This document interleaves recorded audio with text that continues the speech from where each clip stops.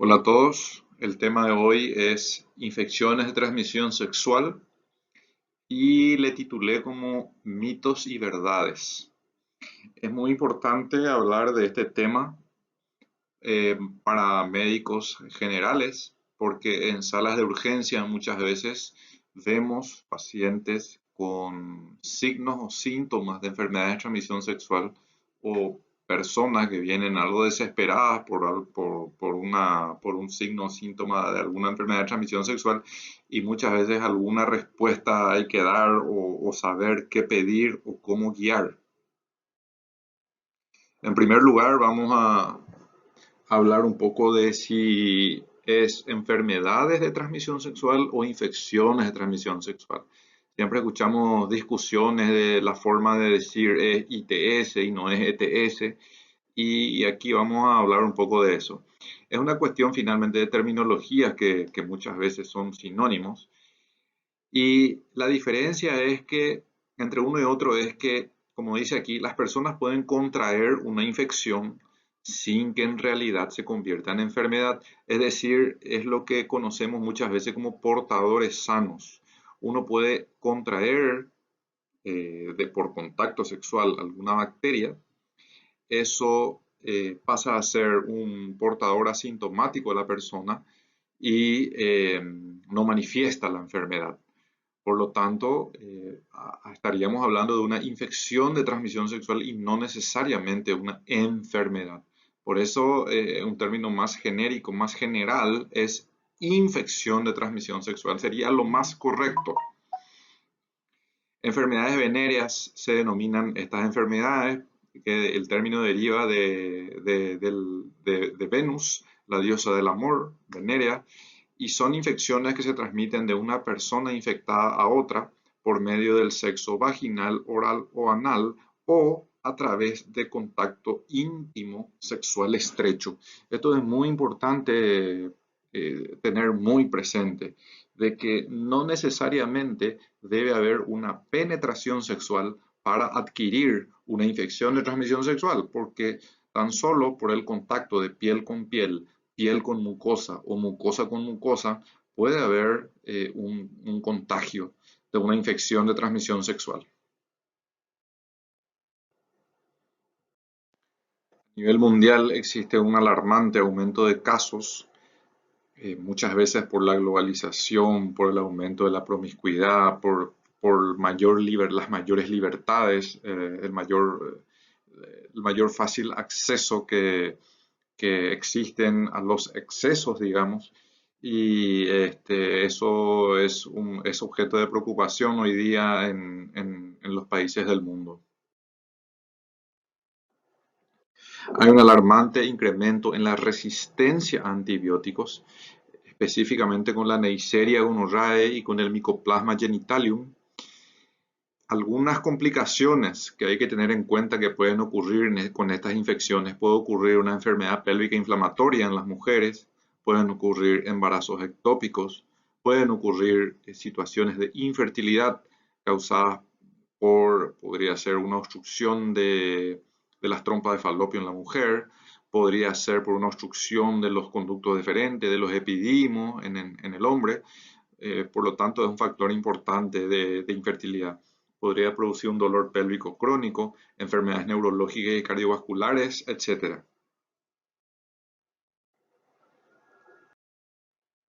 En primer lugar, vamos a hablar de las verrugas genitales. Las verrugas genitales son causadas por el HPV o virus del papiloma humano por transmisión por contacto directo. Es una de las que ocurre sin necesidad de una penetración sexual. Existen más de 100 tipos de HPV, la mayoría de las cuales son infecciones subclínicas y asintomáticas, y una minoría es la que se presenta con verrugas genitales. En un grupo de mujeres estudiantes universitarias estudiadas con Papa Nicolau cada 6 meses durante 3 años, se demostró que el 60% se había infectado por HPV. El 60%, más de la mitad de esta población estudiantil se contagió. En algún momento, la duración media de esta infección fue de 8 meses y una persistencia a los 2 años del 9%. ¿Qué quiere decir esto? Esto quiere decir de que el virus permaneció en estas mujeres en promedio 8 meses. Luego de esos 8 meses, la inmunidad de estas personas hizo de que se elimine el virus. Y a los 2 años, 9% solamente seguía siendo portador del virus. Esto quiere decir de que a los dos años, más del 90% está curada de este virus. Por lo tanto, no es un virus que uno tiene toda la vida. Las verrugas visibles son típicas del HPV 6 y 11. Mayormente las verrugas son causadas por estos dos tipos de HPV 6 y 11. Se puede infectar por más de un tipo de HPV, pueden coexistir más de un tipo. Es posible que se produzca inoculación en sitios de microtraumatismos genitales y por esa razón está esta fotografía acá de este hombre procediendo al rasurado genital con una maquinita y esto de abajo hacia arriba o de arriba para abajo puede ir inoculando este virus, desde como que va sembrando. Va sembrando y va esparciendo por el propio cuerpo. Hay hallazgos de virus en cuello, vagina, uretra, ano, conjuntiva, boca y vías nasales. Y es así que aquí tenemos una fotografía con una verruga en el paladar superior. Los tipos 16, 18, 31, 33, 35, 39, 45 y 51 se asocian con displasia y neoplasia cervical en mujeres y con neoplasia intraepitelial escamosa en hombres. Más frecuentemente el 16 y 18 son los causantes de cáncer de cuello uterino en las mujeres y cáncer de pene en los varones. En mujeres el HPV se asocia a vulvodynia y prurito. Repito acá que hay como 100 subtipos de virus. Solamente el 6 y el 11 son los que causan verrugas, generalmente, más frecuentemente, y 16 y 18 son los causantes de cáncer. Eso quiere decir de que los que tienen verrugas, no estamos hablando de los cancerígenos. Ahora, insisto acá, pueden coexistir más de un tipo de virus, más de un subtipo de virus. ¿Cómo hacemos el diagnóstico? Bueno, las verrugas se diagnostica por visualización directa en un control clínico o palpación de los genitales.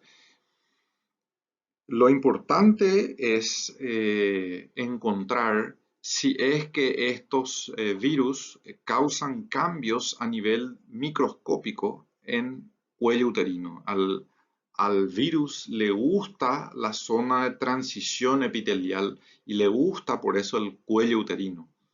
Por eso, toda mujer, una vez que inició vida sexual, debe realizarse un Papá Nicolau y una colposcopía en forma anual para determinar si existe o no algún cambio microscópico causado por el HPV. Y si existiera algún cambio, entonces se establece algún tratamiento. La forma de diagnosticar es muestra directa y por la técnica de PCR para HPV se podría determinar. El siguiente estudio que está mencionado en esta diapositiva es la penescopía y está con un signo de interrogación porque tiene una dudosa utilidad, muy dudosa utilidad. Tan así de que eh, no se utiliza, ¿verdad? No se utiliza cuando se sabe para qué sirve y para qué no sirve, pero hay personas, incluso ginecólogos, que piden a mansalva esto a los varones que son pareja de sus pacientes, por ejemplo, que hallaron cambios cambios microscópicos en cuello uterino, entonces piden la penescopía en el varón. El tema es que Si la mujer tiene cambios producidos por HPV, es altísimamente probable de que el varón también tiene HPV. No sabemos de dónde vino el HPV, no sabemos si vino de ella, no sabemos si vino de él, no sabemos si vino de una pareja anterior, eso ya no sabemos. El tema es que es prácticamente 100% seguro de que va a ser portador del HPV. Entonces, si pide una penescopía, la penescopía es pintar el pene con un ácido y luego observar con una lente de aumento y se observan las lesiones que podrían ser HPV, como estas lesiones blanquecinas, se describe como lesiones acetoblancas que confluyen en forma difusa en cara anterior de pene, y va describiendo esto el que realiza el estudio y nos lleva el informe. Nosotros leemos todo eso y al final no sabemos dónde mismo, o sea, leemos una descripción de las lesiones, pero no sabemos exactamente en qué punto están estas lesiones. ¿Por qué? Porque nosotros ya no estamos mirando. Miró el que informó. Entonces, y además el virus no tiene un tratamiento específico, por lo tanto, este estudio no tiene utilidad. No tiene utilidad porque no tiene un tratamiento, no tiene utilidad porque no sabemos bien dónde están las lesiones y además sabemos de que en más del 90% de las veces a los 2 años el mismo cuerpo va a eliminar ese virus. Así que por esa razón no tiene mayormente utilidad la penescopía. Los tratamientos son para eliminar las lesiones producidas por el HPV. En este caso, para eliminar las verrugas genitales. Podemos, el tratamiento con esta sustancia denominada podofilina al 25%, se podría utilizar con esta droga denominada imiquimod, que viene en crema, habitualmente en un tratamiento de 3 semanas.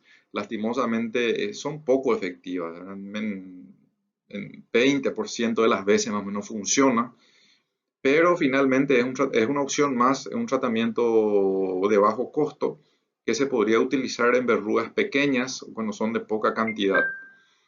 Cuando son verrugas más grandes o en mayor cantidad, podríamos utilizar el nitrógeno líquido o la electrofulguración de las verrugas con electrobisturí, o bien se podría hacer un tratamiento láser para eliminar las verrugas. Finalmente, el objetivo es eliminar las verrugas, no es eliminar el virus. Por eso es importante siempre aclarar de que una vez que el paciente se trate de las verrugas pueden recidivar hasta que el virus sea eliminado. ¿Qué hay en cuanto a la vacuna? La famosa vacuna contra el virus del papiloma humano.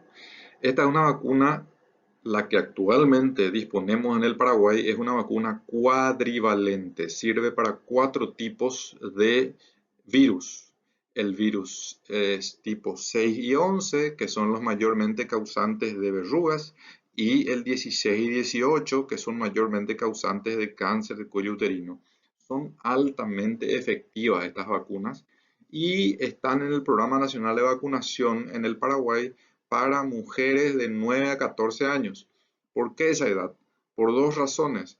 Una, que se supone de que no han tenido contacto sexual, por lo tanto no han adquirido nunca este virus. Y 2, en ese rango de edad se ha visto de que hay una mucho mejor respuesta inmunitaria para este virus. Y se utiliza en 2 dosis. También se puede utilizar la vacuna en mujeres adultas o incluso en hombres. Se utiliza ya en 3 dosis cuando se hizo fuera de esa edad. Se utiliza ahora 0, a los 2 meses y a los 6 meses. Lo correcto, lo mejor o lo ideal, mejor dicho, sería utilizar esta vacuna tanto para hombres como mujeres, porque finalmente el que va llevando de un lugar a otro el virus es el hombre. Es el hombre, por lo tanto, sería muy beneficiado el hombre y la mujer también, ¿por qué no? Utilizando esta vacuna. Pasamos a hablar ahora de las úlceras genitales. Las úlceras genitales, que son la característica clínica de forma de presentación, serían causadas frecuentemente por el herpes, por la sífilis y por el chancroide, que vamos a hablar ahora de cada uno. En general, el diagnóstico es clínico. Habría que evaluar el tiempo de evolución, la presencia o ausencia de dolor en la lesión y la presencia o ausencia de ganglios inguinales, y si estos ganglios son o no dolorosos. Existen causas que no son ITS, como reacciones medicamentosas, enfermedad de Crohn, líquen plano, traumatismo, carcinoma, etc. En algún momento dado se había dicho de que el herpes tipo 1 era el herpes bucal y el herpes tipo 2 era el genital, pero después se empezó a encontrar el herpes tipo 1 en el genital, el tipo 2 en el bucal. Al final se empezó no se empezó más a decir que el tipo 1 es el bucal, porque en bucal, en la boca puede haber el 1 o el 2. Lo mismo en genital, ¿verdad? A través del sexo oral, eso se puede ir transmitiendo de un lugar a otro. Y el herpes bucal es bastante prevalente en nuestro país, ya desde la niñez incluso, no siendo una enfermedad de transmisión sexual, ¿verdad? Puede contagiarse desde el mismo nacimiento, por el canal de parto, puede transmitirse, o sea, se transmite de hecho por, por el contacto directo con objetos contaminados, compartiendo el vaso, la bombilla, algunos utensilios. Entonces, el herpes bucal es sumamente prevalente y el comportamiento es prácticamente el mismo que el herpes genital. Las infecciones son asintomáticas en un 75% y tiene un periodo de incubación generalmente de 1 a 26 días. Se caracteriza por úlceras dolorosas, pero también encontramos personas con úlceras no dolorosas. Lo característico sería dolorosas, que pueden presentar adenopatía inguinal dolorosa también. Y la lesión se caracteriza por vesículas sobre una base eritematosa. Y a medida que va pasando el tiempo, estas vesículas pierden esa capa blanquecina, queda como un pocito, que sería la úlcera, y luego de unos días eso solito se va reabsorbiendo a medida que va pasando el tiempo. Son lesiones autolimitadas, digamos. Y observamos en un prepucio en la cara externa varias vesículas agrupadas. Esto sería la etapa inicial de la lesión. Aquí ya tenemos las vesículas que perdieron esa capa blanquecina y confluyen todas entre sí, en forma difusa, un poco más extensa esta lesión. Tenemos también el genital femenino, la forma de presentación es muy similar. Y bueno, es así más o menos como se presenta en forma característica. Básicamente es el mismo, como se conoce habitualmente, tipo el fuego en la boca o las aftas en la boca. O sea, la característica clínica es la misma. El diagnóstico. Bueno, el diagnóstico prácticamente es clínico, ¿verdad? Es clínico por la forma de presentación, por la característica de las lesiones, pero es bueno saber de que se pueden utilizar análisis de sangre con la detección de anticuerpos, pero son análisis estos muy poco fiables. La verdad que se da más importancia de lo que corresponde porque son poco fiables, la prueba de anticuerpos. Por eso son muy poco utilizadas cuando el profesional está capacitado, generalmente no pide. Se pide cuando no se sabe y se pide a mansalva para saber si tiene o no herpes. Y realmente el único resultado que vamos a tener es que siempre vamos a tener alguno de estos dos. Uno de los IgG positivos, ¿verdad? Porque somos portadores generalmente de herpes bucal y no vamos a saber si sale positivo el tipo 1 o el tipo 2, cuál es el herpes que tenemos, si tenemos el bucal o el genital. Y el IgM probablemente alta probabilidad de que salga negativo, entonces no tiene mayor utilidad esto. Generalmente, si queremos tener certeza diagnóstica, utilizamos las pruebas de PCR para herpes tomado en hisopo directamente de la lesión. Es la única forma de tener certeza del diagnóstico si es que así lo precisamos.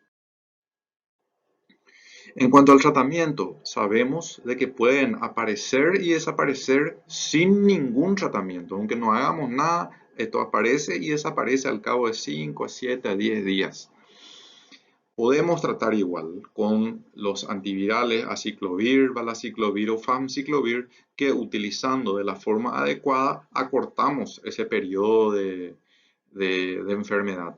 El tratamiento debería de iniciar al inicio de los síntomas, en el día 1, cuando el paciente ya está comenzando una pequeña molestia, cuando está por salir el fuego, como se suele decir, ahí ya se empieza a tomar. Entonces, en vez de durar 7 días, te dura 4, más o menos así sería la relación.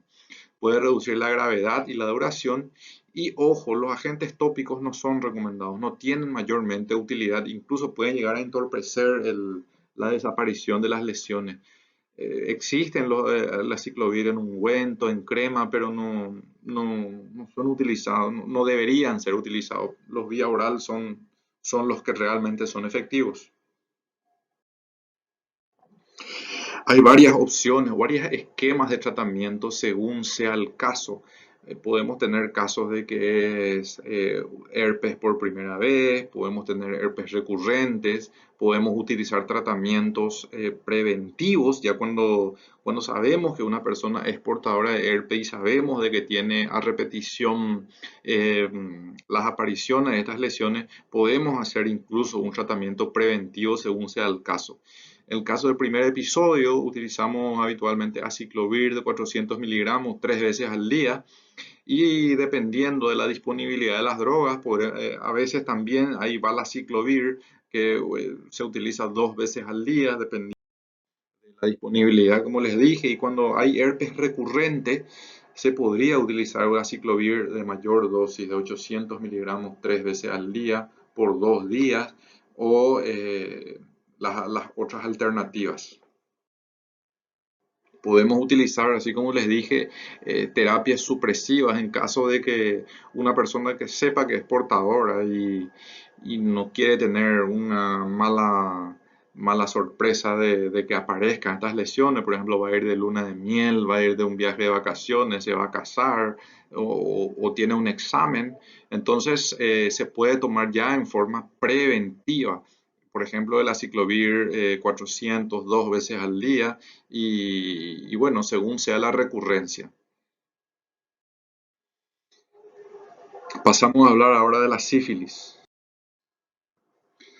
La sífilis está causada por la Espiroqueta treponema pallidum con un periodo de incubación que va de 10 a 90 días. El contagio es por contacto directo o líquidos corporales. Puede haber un contagio intrauterino o por transfusiones y se divide en sífilis primaria, latente, secundaria o terciaria. La primaria se caracteriza por una úlcera única no dolorosa, indurada. Puede haber linfadenopatía inguinal bilateral no dolorosa. Y ojo, las lesiones curan también sin tratamiento, por lo que la sífilis primaria puede pasar inadvertida. Las lesiones curan, pero la enfermedad habitualmente sigue su curso, sigue evolucionando. La sífilis latente es cuando hay seroactividad y sin signos clínicos de enfermedad, que es habitualmente cuando, o muchas veces cuando hacemos diagnóstico. Una persona que se está haciendo un chequeo general, pedimos un análisis de sangre como parte del chequeo y ahí aparece una seroactividad positiva sin haber ningún signo clínico de la enfermedad. La secundaria podría ocurrir de 4 a 10 semanas después de la úlcera hasta incluso 24 meses después, que se caracteriza por una erupción maculopapular en tronco y brazos y linfadenopatía no dolorosa generalizada. Luego pasamos a la terciaria, donde ya hay cuadros de aortitis, meningitis, uveitis, neuritis óptica. En personas inmunocompetentes es difícil llegar a este nivel. Generalmente la sífilis que avanzan a esto son personas ya inmunocomprometidas y por lo tanto antes de esto aparece ya algún signo o bien la persona se cura sin darse cuenta. ¿Cómo es que ocurre esto? Y de repente una persona que tiene una seroactividad positiva en sangre, no sé, tiene un problema de la garganta, se le indica algún antibiótico para la garganta y eso de paso le cura de la sífilis, digamos. Entonces nunca se percató de que tuvo sífilis. El diagnóstico se establece por muestras de la lesión primaria o secundaria mediante microscopía de campo oscuro o con pruebas de anticuerpo por fluorescencia directa. Las pruebas serológicas utilizadas se dividen en treponémicas y no treponémicas. Habitualmente en un chequeo general de una persona pedimos las pruebas no treponémicas, que pueden ser la BRL o la RPR.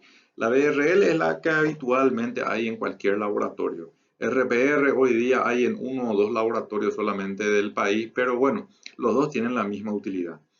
Y luego están las pruebas treponémicas. Las pruebas treponémicas utilizamos habitualmente cuando hay una sospecha muy, muy específica de presencia de enfermedad o cuando tenemos dudas.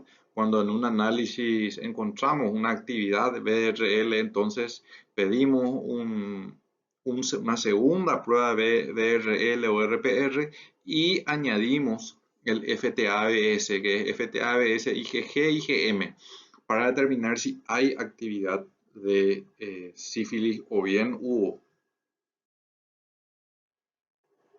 El tratamiento de la sífilis es sumamente sencillo. Se trata con la penicilina G-benzatínica, 2.400.000 unidades internacionales intramuscular en dosis única. Viene asimismo la presentación de penicilina G y una alternativa de tratamiento en caso de no disponer penicilina o en caso de personas alérgicas a la penicilina. Entonces se puede utilizar como alternativa la doxiciclina de 100 miligramos vía oral cada 12 horas por 14 días. En caso de ser una sífilis terciaria, se recomienda repetir semanalmente hasta 3 dosis o si fuese doxiciclina por 4 semanas. Pasamos ahora a la gonorrea. La gonorrea, la forma de presentación de la gonorrea es la secreción purulenta uretral, que técnicamente hablando se denomina uretritis. La uretritis puede ser gonocóxica o no gonocóxica. La uretritis gonocóxica es la que es causada por la Neisseria gonorrhoeae, es la gonorrea propiamente dicha.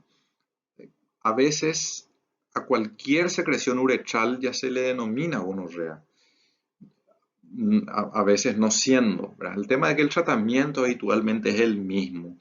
Y las uretritis son las que también describen muchas personas, personas adultas, de antes, hablan de la palabra purgación. Purgación es, en el lenguaje coloquial, es uretritis. Y esta uretritis puede ser, como les dije, puede ser gonorrea o gonocóxica o no gonocóxica. Hablando específicamente de la gonorrea, el tiempo de incubación es de 3 a 14 días. En hombres produce uretritis, puede producir epididimitis, proctitis o prostatitis. Y en mujeres puede producir molestias vaginales, molestias pélvicas, incluso disuria, molestias urinarias y enfermedad pélvica inflamatoria. Las etiologías más frecuentes de uretritis es la Neisseria gonorrhoeae o gonorrea, también ureaplasma, urealyticum y también clamidia. Son las causas frecuentes generalmente de uretritis. Y el diagnóstico se hace por hisopado endocervical en mujeres o hisopado intrauretral en hombres.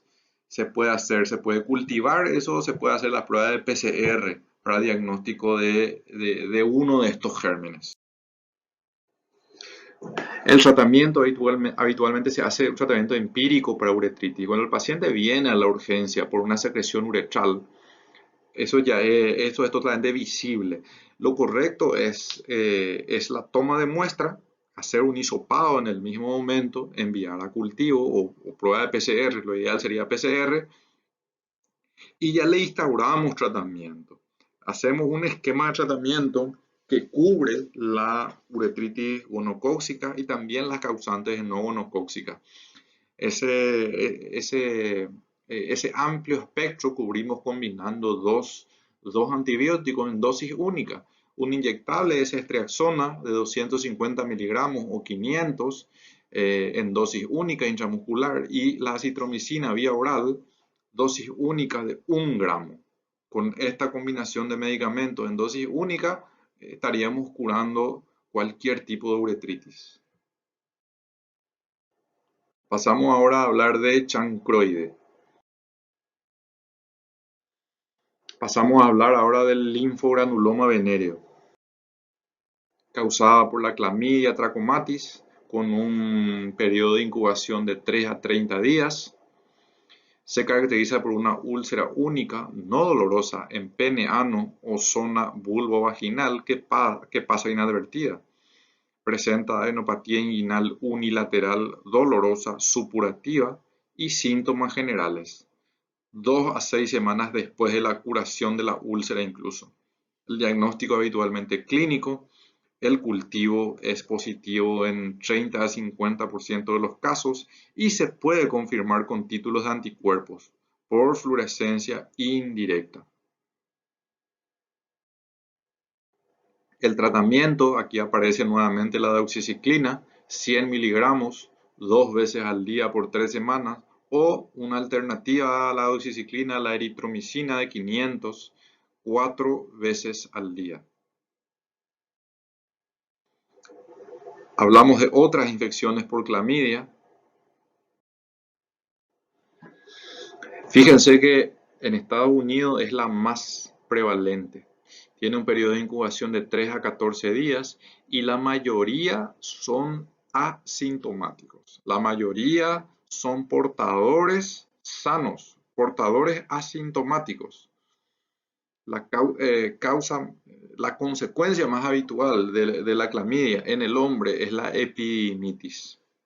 El 40% de las mujeres con infección no tratada desarrolla enfermedad pélvica inflamatoria, puede desarrollar obstrucción de las trompas de falopio, causante de infertilidad, así como les hablé al comienzo. La clamidia es altamente causante de infertilidad por obstrucción de los epidimos, obstrucción de las trompas. El diagnóstico por pruebas de amplificación de ácido nucleico de muestras de hisopado endocervical o de orina o cultivo de muestras de hisopado, y también se utilizan las pruebas de PCR por toma de muestra directamente de la uretra por prueba de PCR. El tratamiento, utilizamos acitromicina de 1 gramo vía oral en dosis única o doxiciclina de 100 miligramos cada 12 horas por 7 días. Hablamos ahora de la tricomoniasis. Está causada por un protozoo flagelado, que es la Tricomona vaginalis. Se encuentra en vagina, uretra, glándulas de Bartolino, glándulas de Skene y en la próstata. No infecta habitualmente recto ni boca, con un periodo de incubación de 4 a 28 días, por lo general asintomática en hombres. 50% de las mujeres son asintomáticas.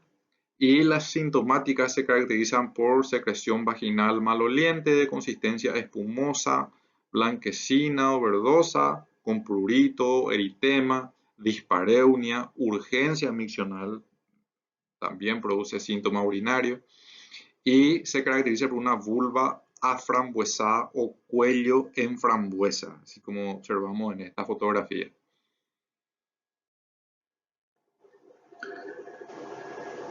El diagnóstico se realiza por hisopado vaginal o estudio microscópico de la orina.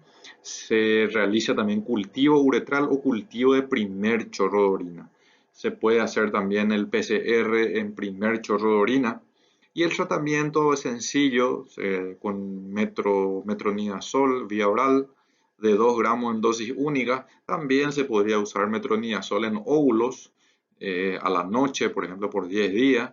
En caso de fracaso terapéutico, 500 miligramos cada 12 horas por 7 días del metronidazol. Pasamos a hablar del molusco contagioso.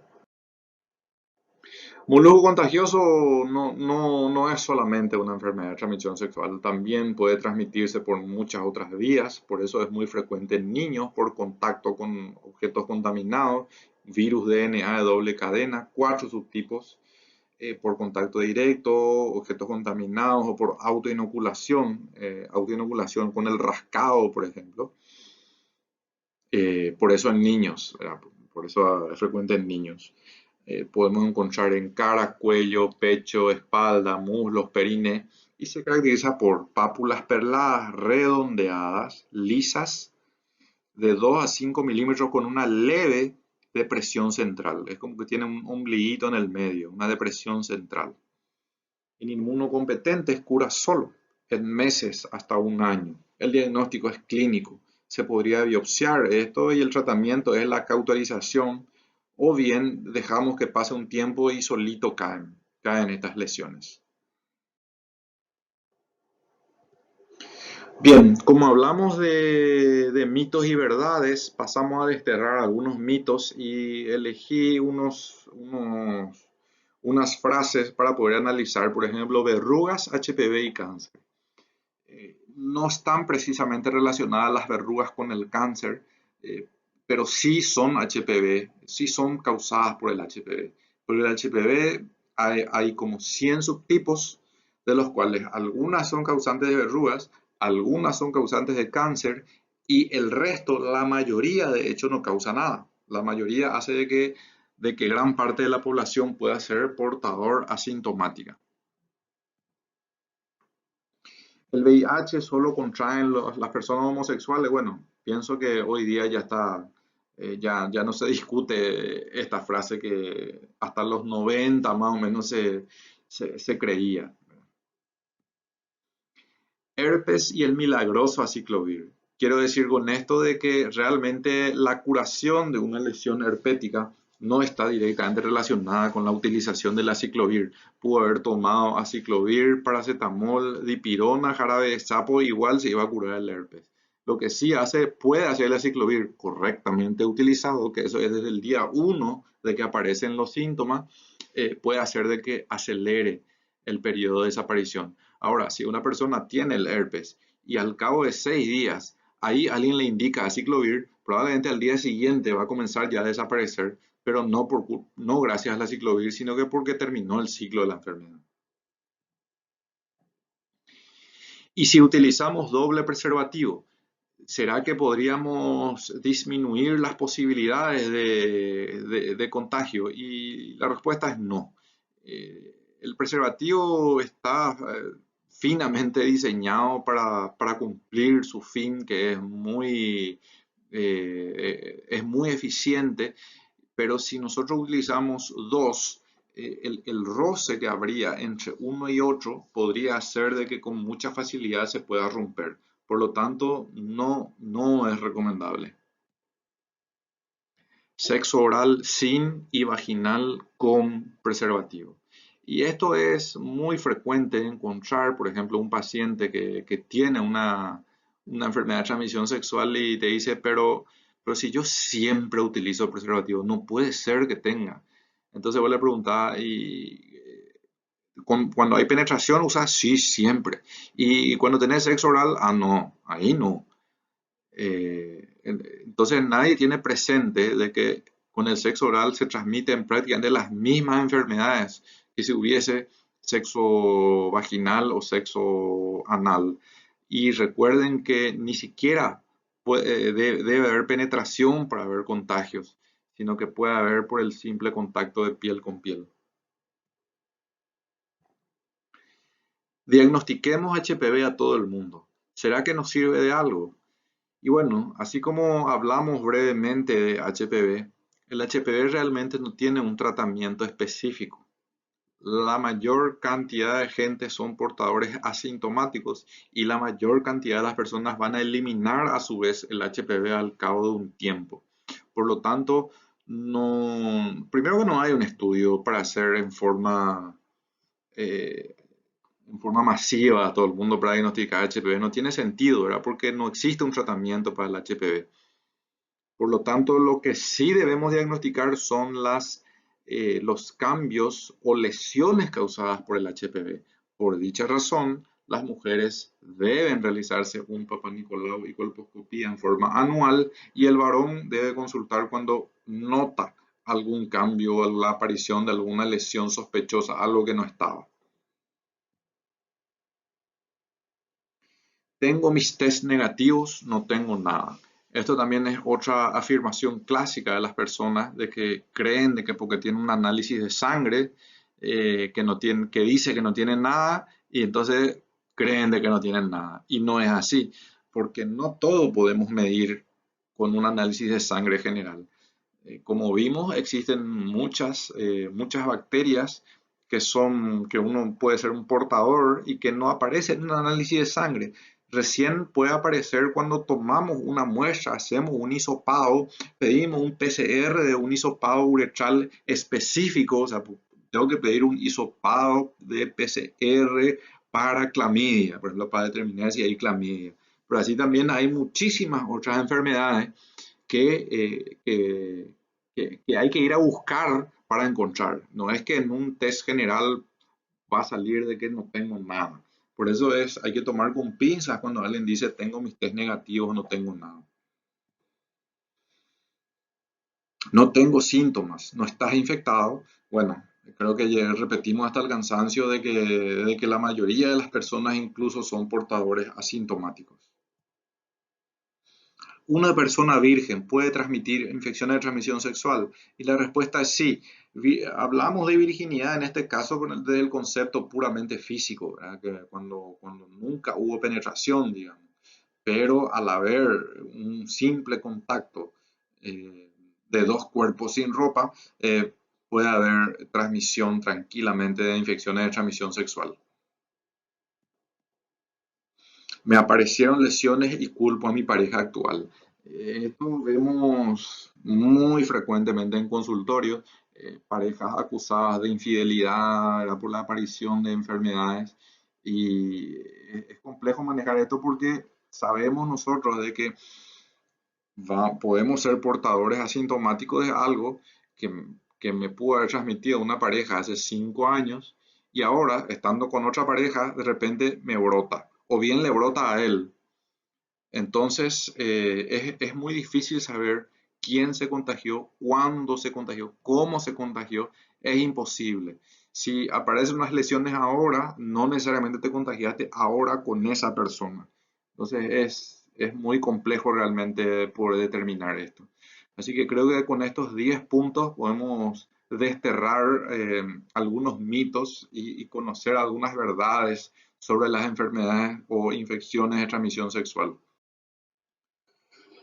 Cualquier cosa que necesiten, me pueden escribir al correo electrónico y puedo evacuar algunas dudas o bien en el Classroom pueden hacer algún comentario y tratamos de responder. Muchas gracias.